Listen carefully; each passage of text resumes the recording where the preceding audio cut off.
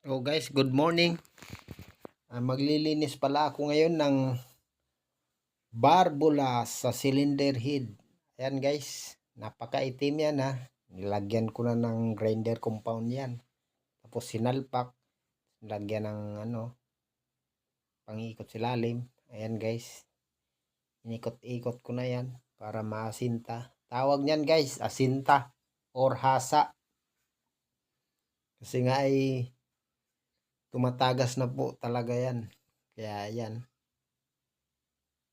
Nililinis ko na yan dyan.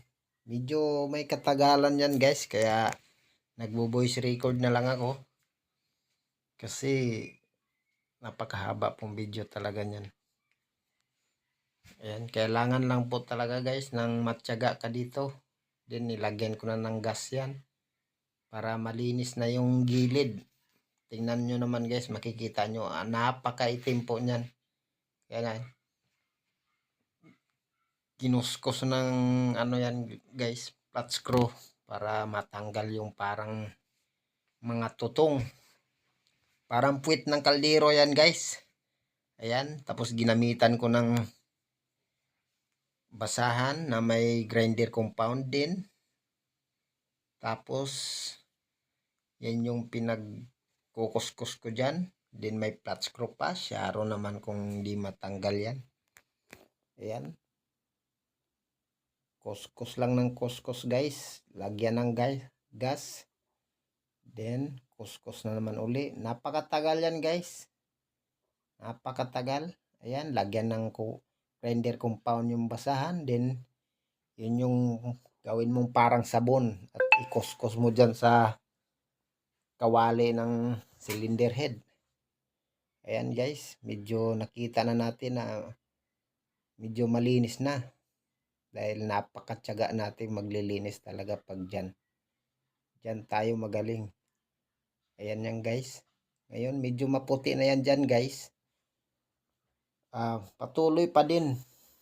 Halos kalahating oras ako dyan. Ayan. So pumuti-puti na ng konti.